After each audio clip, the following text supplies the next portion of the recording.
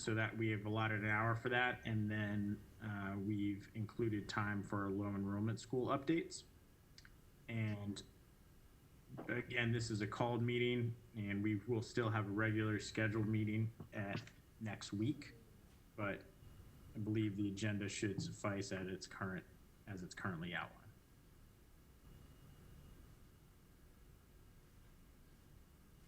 Mr. Chair, this is Hilda Parlay. I move that we approve the agenda as distributed.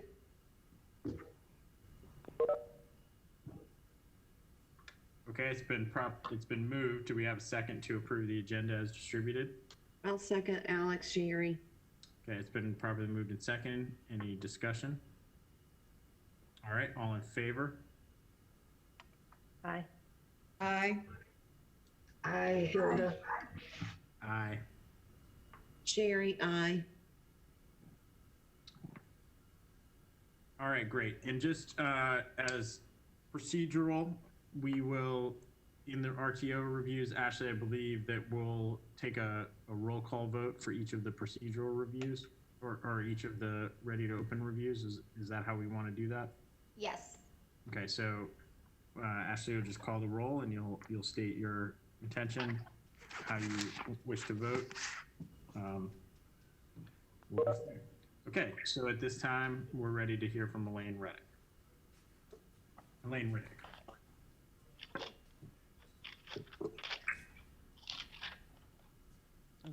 Good morning. This is Don McQueen with Elaine Reddick. We have been working on our recruitment. Our numbers are been substantially increased. I think right now we sit around 105, 106 enrolled students. Thanks to the magnificent effort of our great board and other team members who went out door to door, we think that was kind of holding us back. And so it's been a sea change being able to get out there. And I think all the other items that were on the list that were required, we have either completed or they are in the emerging status.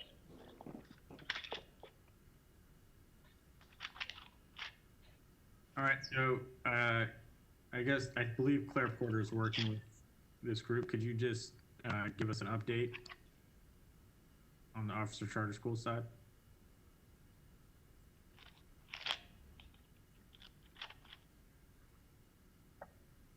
Good morning, Chair Quigley. Can everyone hear me all right? Wonderful. Yes, as you see there, you have 3 schools who appeared before you at your June 8th meeting. First is Elaine Reddick. The insufficient categories are in the far left column, and as Mr. McQueen just addressed, the first insufficient category was enrollment. The enrollment numbers have emerged. They are now at 86% of their projected year 1 ADM. They have indicated that their certificate of liability insurance is forthcoming. Everything is in underwriting right now. The facility construction schedule was provided with a final inspection date of August 13th. A triple net signed lease was provided with Torchlight as the landlord. No ECO at this point, but they do have a conditional use permit and zoning ordinance, which was received on the 16th of June. Funding will be, is also emerging. All we need there is evidence of SAM's registration. Accounting services will be provided by Torchlight. Again, Mr. McQueen provided that information yesterday. A lunch plan is emerging. An RFP is out for their lunch program, and an SFA form has been completed. All we need are vendor inspections and contracts when they're ready for that. That is Elaine Reddick.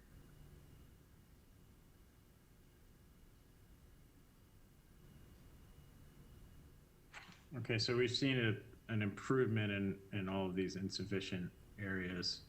What was if someone from the staff could help me recall, what was the kind of the baseline number that we had told them that they needed to hit in order for us to be satisfied to move this forward? Does somebody remember that? It was 90, Alex. 90. Yes, sir. Yes, 90. And are these applications, or are they online applications? Are they completed enrollment packets? What's the relative? How complete are Thank you. these students in terms of? I think Thank you for that question. You know the difference. I do. Let me just say this. Our team was committed in the door-to-door effort. The folks were enrolling and signing off on the application. Parent signatures are on our enrollment forms. So yes, these are not online. If they were online, they were followed up. Dr. Felton, school leader now principal, have been calling and directly following up and speaking to parents. You know, she grew up right in some of these same neighborhoods. And so the parents are very proud to see one of their own, you know, go through the system and come out, you know, with a PhD. It's a great accomplishment, and she's been a great example. So that's what's been going on. Actual signed enrollment forms, and the board's been handling a lot of that.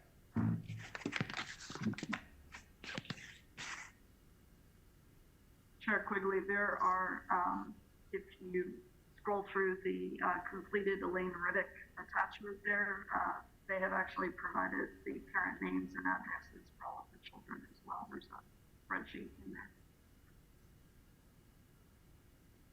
Yes, this is actually Vicara from the Office of Charter Schools. The RTO schools today, Wilmington and Elaine Riddick did provide information regarding student enrollments. I did not post it on eBoard because of there was a lot of personal identifying information of students, but they did provide that information for our office to review.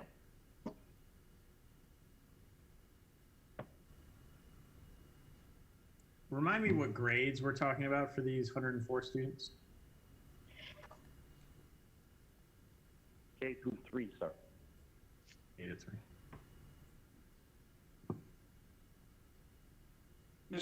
So just Chair, this is Stephen Walker.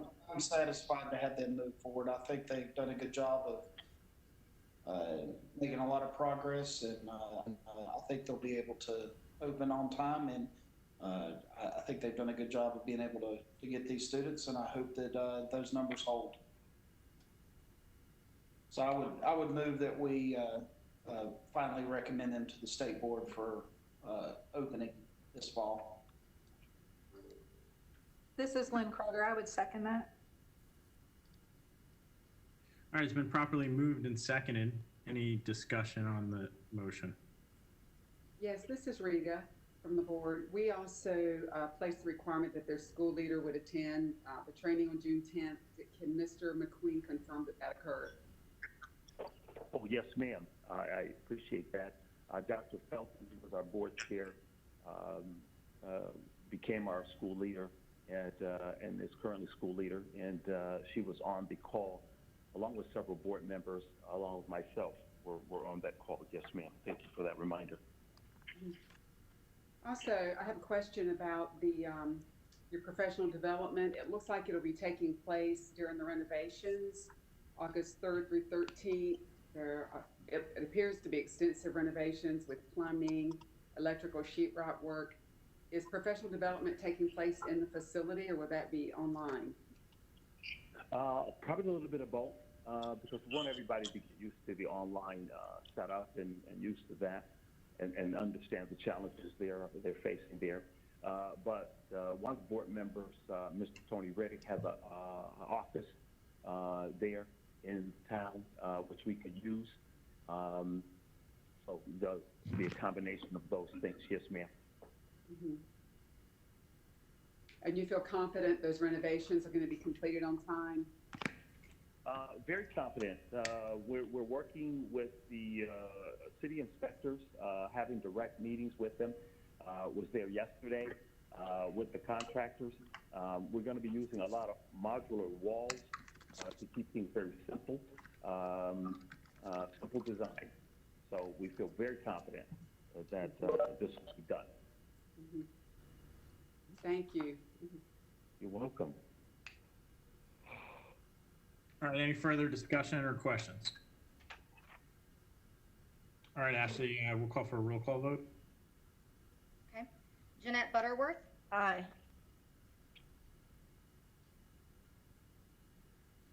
Rita Hare, Aye. Lynn Kroger, Aye. Hilda Parlay, Aye. Alex Aye. Quigley, Sherry Reeves, Aye. Cheryl Turner, Aye. Stephen Walker. Aye. Great. It passes. Thank you. We appreciate this, Elaine Riddick, and we're gonna make this board proud, the Charter School Advisory Board and our industry.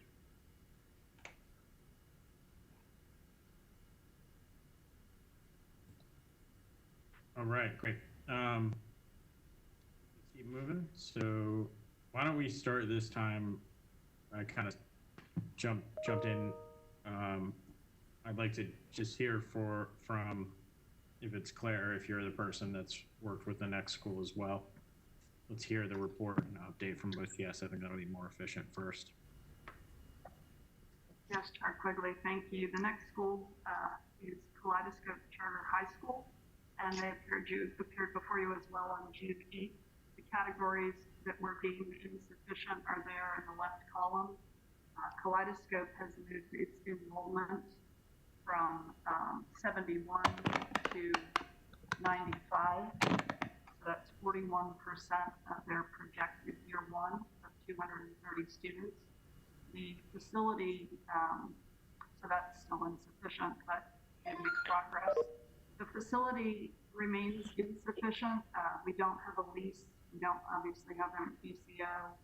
The school did report that it will have a CO by November 16th, pending board as well as the state board's approval of a relocation request. They did submit a timeline, but because of the situation with their facility, they do remain in the insufficient category. Key staff has emerged. We have a beginning teacher support plan that's been submitted and approved by DPI. The PD calendar was submitted, and that's emerging. A licensure plan has been submitted to DPI licensure division. They do have staff who are listed.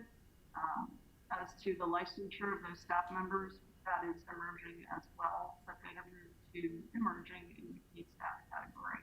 Their lunch plan has also moved from insufficient to emerging. They plan to use vendors. They submitted 2 vendor inspection certificates, but no contracts have been submitted as of this date. And then their EC, their exceptional children category, was insufficient, and that has been reviewed by the EC division, who's resubmitted materials, and they have moved to emerging quality. The student handbook was not submitted in the first round. It has been resubmitted. It is emerging, and we are working with them on the needed revisions. That's Kaleidoscope. Chair Quigley, this is Ashley Beccaro. I also wanted the board to be aware that Kaleidoscope is seeking an amendment at this meeting. If you recall, they sought an amendment at the previous meeting for a second year delay, and that was denied. It was confirmed. It was also denied by the State Board of Education. They have now asked for a relocation amendment. They are asking to change to a temporary location from Morrisville to Raleigh. They've submitted the materials, and those are on eBoard for your review. They discussed having a 3-year lease for a temporary location off of Spring Forest Road in Raleigh. And then obviously we're already in July, so I asked for them to submit a calendar of what that timeline would look like. And the timeline has the CEO expected around November 10th, and then the first day of school would be November 16th. They also submitted a school calendar which explains it a little bit more in detail, and it lays out that students, if I understand this correctly, students would be doing remote learning for the first several months before the facility is complete. So today at the meeting following your discussion, the board will want to vote on two different items. The first would be whether they are prepared to move forward to ready to open, and then also you would need to vote on whether they have approval for this relocation. So I just wanted to make sure everyone was clear, and board members for Kaleidoscope should be here to answer your questions on those matters.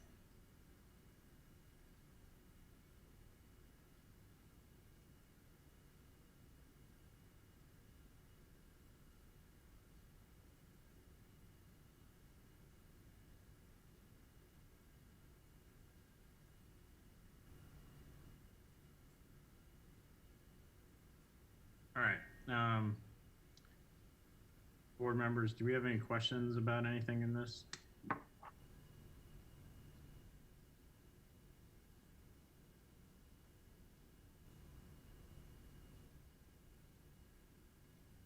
This is Cheryl. So they're gonna go remote till the building's ready in November, and then they're gonna stay in this location for 3 years and then move to Mooresville? Yes, that is my understanding. This is Rita. I have a question about enrollment. Unless I missed it, there's not an amended budget to correspond with lower enrollment. Did I overlook that? Because they're at 41%, but their budget is at 100% projected? You are correct, Rita. I haven't seen that. I just submitted I uploaded the ones that were submitted. Okay. And this is Claire Porter. I did not see a revised budget. And this is Jeanette Butterworth. Just for my clarification, my understanding from the last meeting was they needed to be at 75% of enrollment by this meeting in order to move forward. And I'm not quite sure how the this latest amendment plays into that. So if there's any guidance that my fellow board members can give me as far as that goes, I'd appreciate it.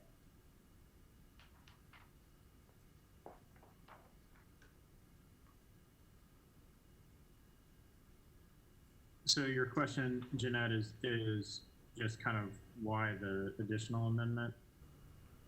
Yes, and Yeah. is the priority seems to be on the enrollment numbers going into this meeting, and they're at 41%, and we required 75. So just curious if that amendment plays into consideration on those enrollment numbers. Can I speak to that for really quick? Is that okay? I'd actually like, sure.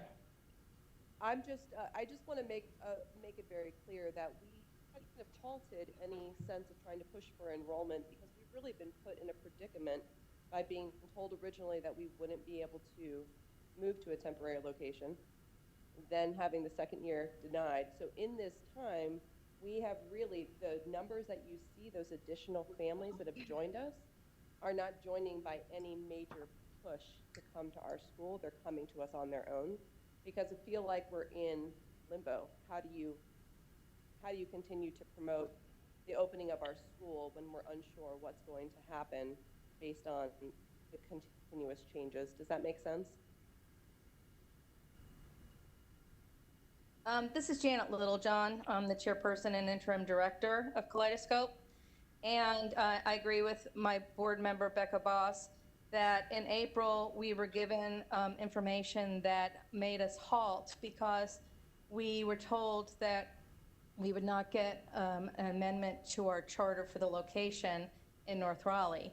And we were also told not to use the North Raleigh location, as well as being told that we would get supported to get a delay. So those three things halted our efforts to increase our enrollment at that time. And of course, at this point, we're very fortunate to have 95 families who are willing to trust us with their children during a pandemic. The reason why we did submit a 95 enrollment budget to the Office of Charter Schools through the amendment process. I sent it to Ashley. I'm sorry if you didn't get it. I'll resubmit it again.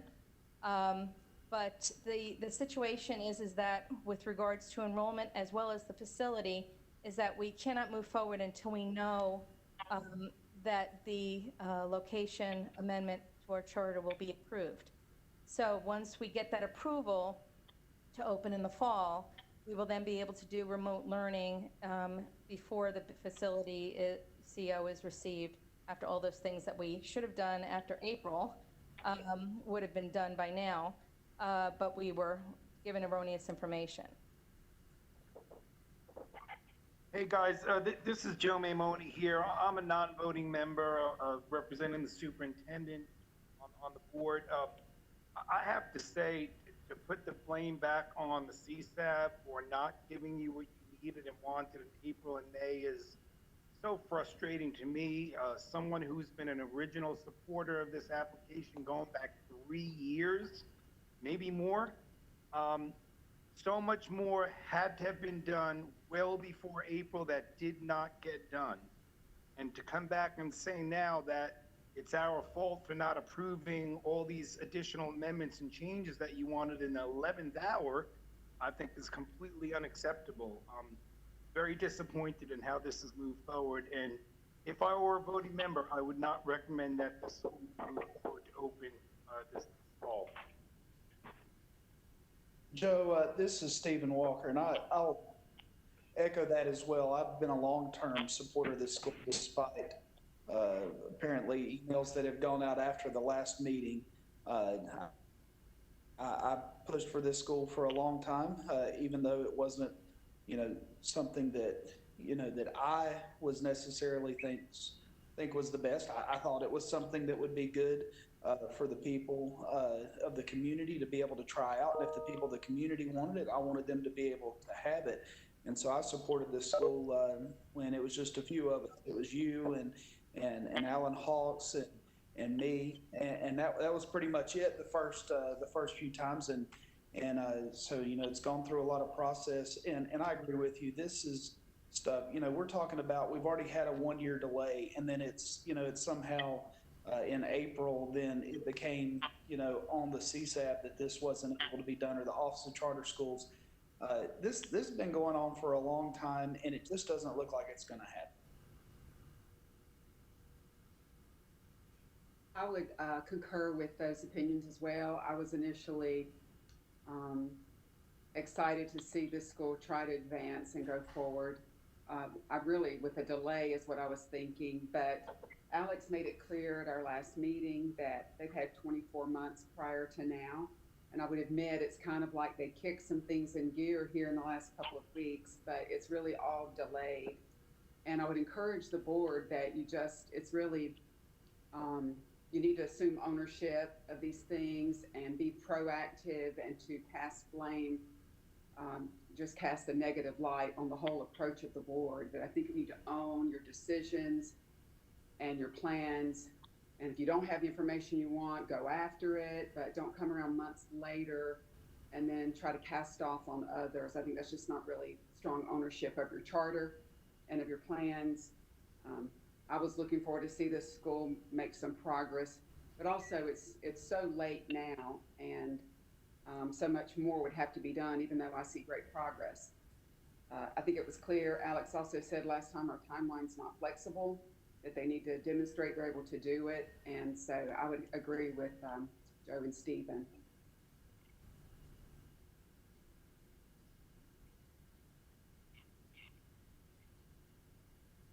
All right. Seems like there's some sense of consensus here. Does anyone want to make a motion?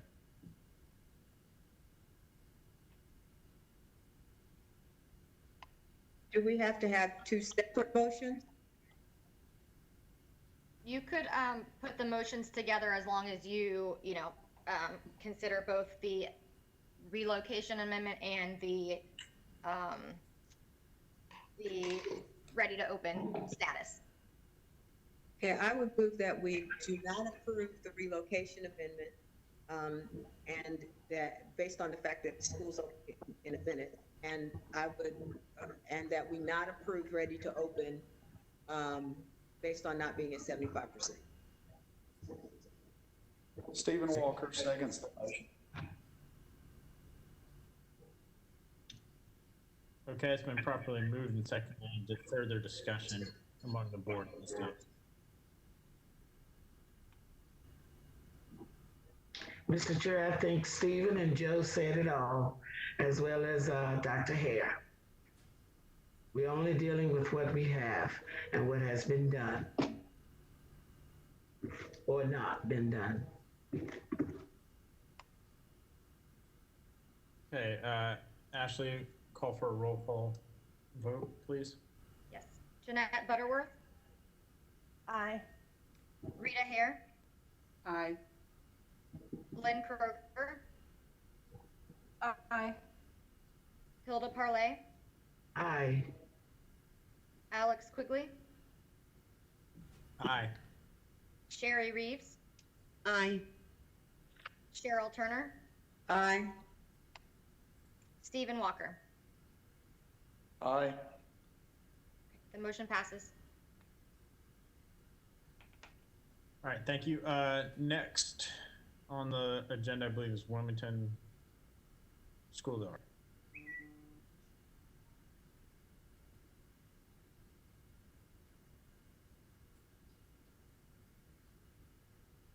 And if we could have Claire start us off as well with them. Thank you, Chair Quigley. Claire Porter again, Office of Charter Schools. Our third school is Wilmington School of the Arts, who appeared before you on June 8th for only one insufficient category, that category being enrollment. At the time they appeared before you, they were insufficient with 85 students, which amounted to 36% of their year one projected of 240. CSAB moved to amend that 240, their year one projected, down to 140 and requested an updated enrollment number as well as revised budgets to reflect the lowered ADM of 140. So as of today's date, Wilmington has submitted evidence of enrollment numbers in excess of their break even of 110, and they have submitted their updated budgets. As of yesterday afternoon, they let me know that they had 125 confirmed enrollments. They also provided evidence of, they also backed up these enrollments with family addresses and names. So they are at 89% of their year one projected, which is now 140 based on CSAP's amendment. That's Wilmington.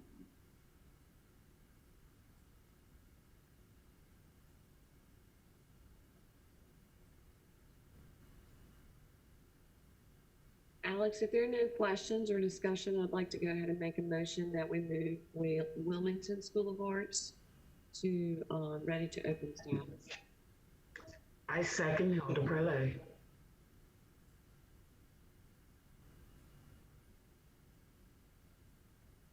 All right, any discussion?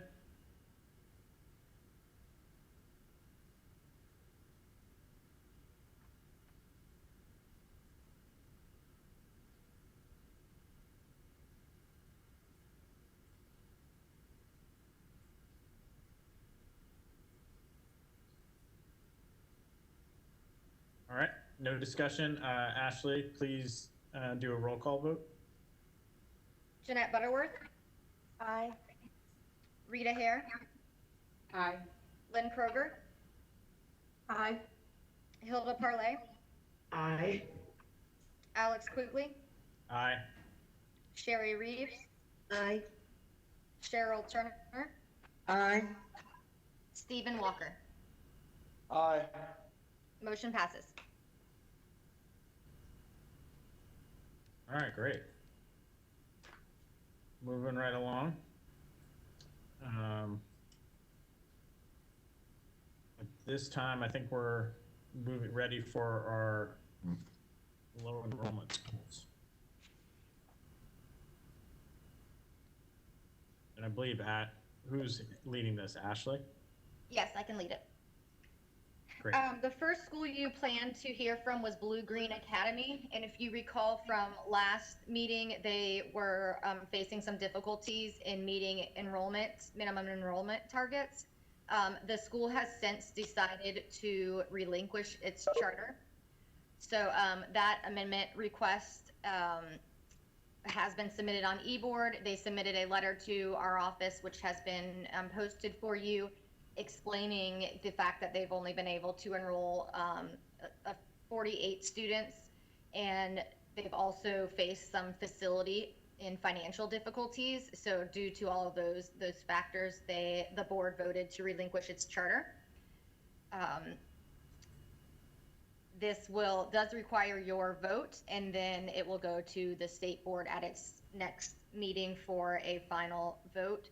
Our office has begun closure activities with the school, the DPI divisions, financial school business, all main departments within DPI have been notified.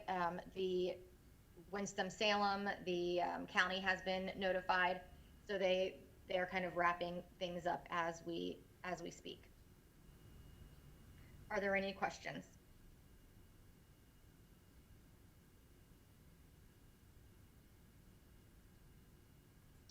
No question, Ashley. This is Sherry, but just a comment.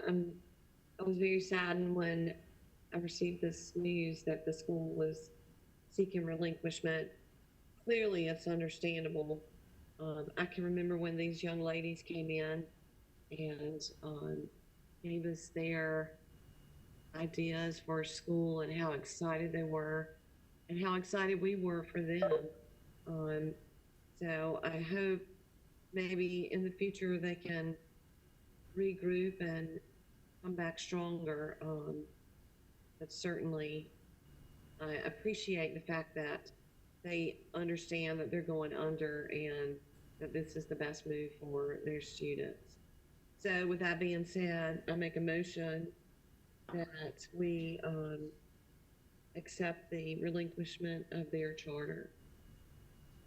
Jeanette Butterworth, and I second that.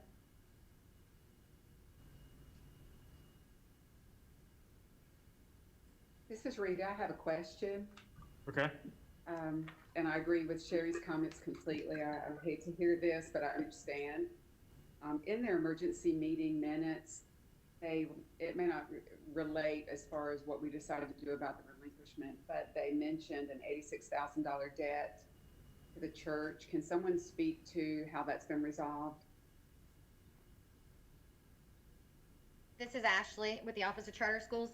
The school is currently working to determine what financially they have available to resolve that debt, and that they actually are meeting today to discuss, what debts they have and how to try to resolve those during the closure process.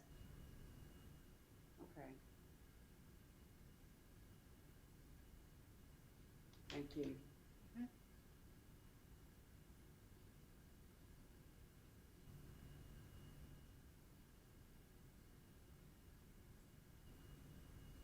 All right, so at this time, I'm ready to. I'm sorry. Did I miss? Do we have a motion and a second? Yes, you do. So let's go ahead and vote. Jeanette Butterworth, Aye. Rita Hare, Aye. Lynn Kroger, Aye.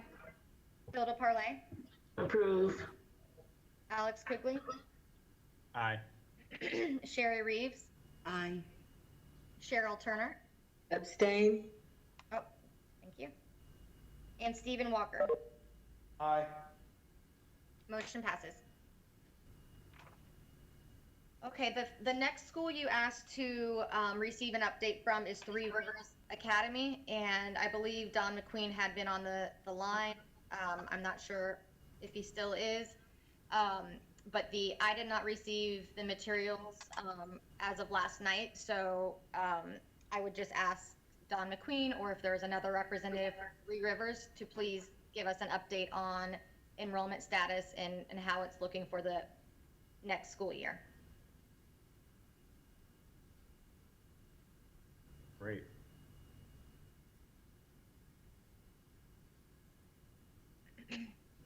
Is he still available?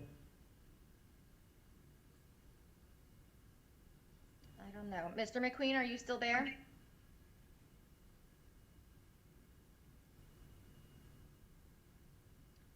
Is there any representative from Three Rivers Academy available?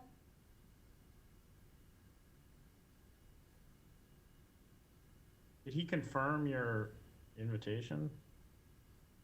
Yes, he did.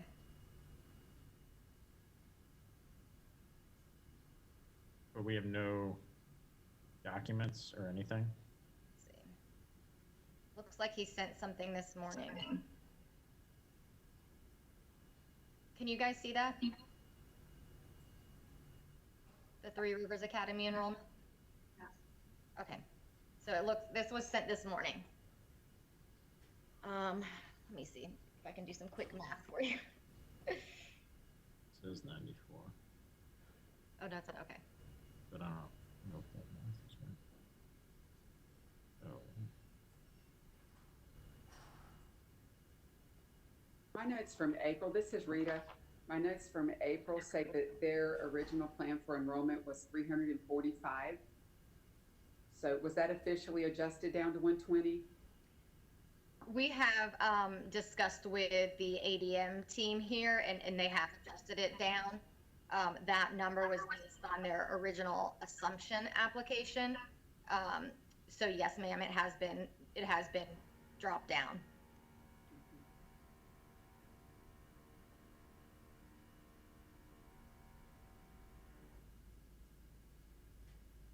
Ashley, we received from Elaine and Wilmington both a list of students, correct? Yes. Enrolled students, but we do not have that same data for Three Rivers. No, I do not. And I know this is kind of related, but they are also in the process of a relocation that was approved, correct? Yes. And do we know anything about its status? No, I had asked for an update in the materials that were requested, and I have not received those. I would propose perhaps that I reach out again to Mr. McQueen and ask to attend the next week's meeting to give you a more detailed update on enrollment and the facility, if you would like. I'm a little disturbed that we do not have any further information. I would absolutely, I don't know if my fellow board members agree, but I would absolutely feel that they need to be present at our meeting on Monday and give us concrete information about students and the status of this new facility. Ashley? Yeah. Ashley, this is Rita. So I didn't see the second line in our chart initially, and I thought their desired enrollment was 120, but it's 180. So if they have 94 currently enrolled out of 180, are they not at 52%? Is that our next? Yeah, that is correct. Don McQueen's here. Oh. Folks, I've been trying to speak all this, it cut me off, and I had to go out and dial back in. And I apologize, but I am here. The first question was our enrollment number. The last count that we had, and we're still putting together information again over our weekend efforts that continue even through today. We were at 88, I believe, was the total number enrolled. So that's where we are with that, and our efforts continue. With respect to the facility, we have everything's been approved. I think there's the fire sprinkler folks are there today doing the final sprinkler testing, and then I'm going to be meeting with the inspector today to get our education certificate of occupancy. We've met all the requirements for that. So I expect to have it in hand before the next 48 hours.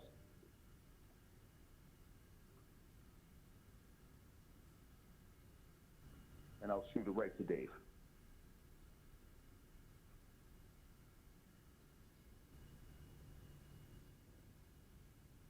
Stephen This- Walker, Okay. if those numbers hold, then they're above the threshold of low enrollment. And I think, when they did the assumption, it was for a 5-year term, I believe. So, I mean, I think we just need to keep, kind of keep an eye on it as we're going through. But, I don't see any need to take any action. And this is Jeanette Butterworth. I have a question for Mr. McQueen, just an update on staffing. And I believe at our last meeting, there was not a head of school in place. Is there any update there? Oh, yes, ma'am. Thank you for that question. Proud to say that Mr. Hans Lassiter has joined us as the school leader. We had Dr. Holland with us last year, fantastic school leader. But she wanted to kind of go in a different direction, and she was in her 70s, so she wanted to retire officially. And so Hans is joining us. He is a former principal for Clemens County. He served temporarily as the superintendent of schools, I think, in either Quitman or one of the other counties. And he was I don't know if Hans is on with us, just talk about his history. And then we've hired at least 3 more teachers, 3 additional teachers for the staff. And so we're just about all staffed up. Thank you for that. Yes, ma'am.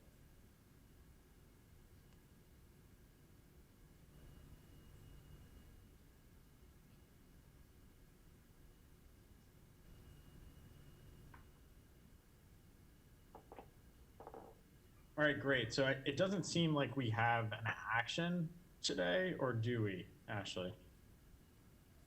No, it was just an update. All right. So I think, I think the biggest concern, Mr. McQueen, is that you fall again below 80 students, and we're kind of back in the same situation. And I think it's going to be hard for us to not move towards some kind of to a revocation or closure if the numbers present and they're below 80 consistently over the course of the year. It's just kind of, I think we all will just say, you know what, this was you've made an excellent effort and to attempt to kind of work through a difficult assumption process, but we weren't able to do it. Not despite you trying. So we're kind of going into it with that. I hope, that's at least how I'm thinking about it. You're really going to need to be above that statutory minimum this year. And I agree, Alex. I mean, we won't be really sustainable, I mean, in the long term, but we can't get above those numbers. We believe we can. It's been a shift in the community with, the passing away of the old guard, and so we're getting past that. We have probably about 200 signs in the community. We've put out several thousand mailers directly to home. We have television and radio that's working for us right now. So the word is really getting out and moving back to that Cash-Shy Convention Center. People really identify with that location.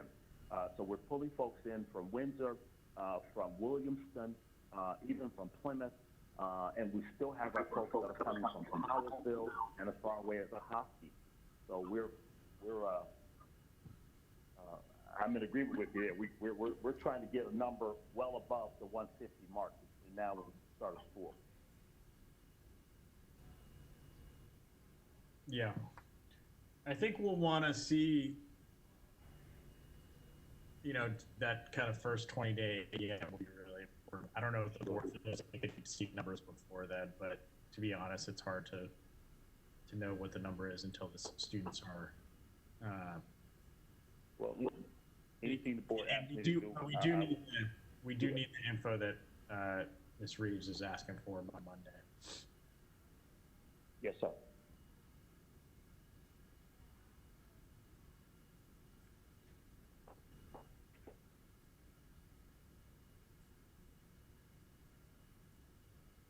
Ms. Reeves, do you want to go over that again? Ashley, did you capture that?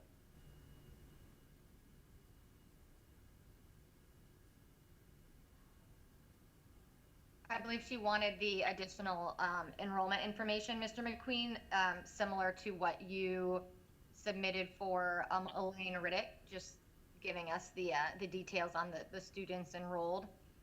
Yes, ma'am. Sure. Grade levels, that kind of thing, and names, surely. Yes. Whatever you need, Ashley, will.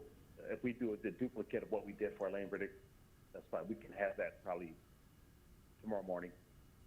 Okay.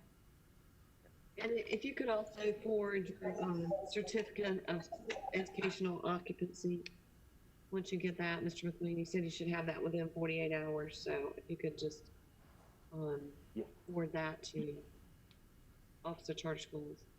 Yes, ma'am. Absolutely. I'll send it right today.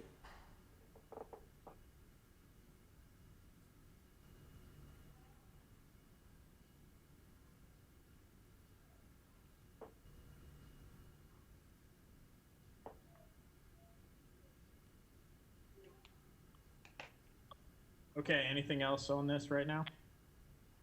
Board members? All right. Hearing none.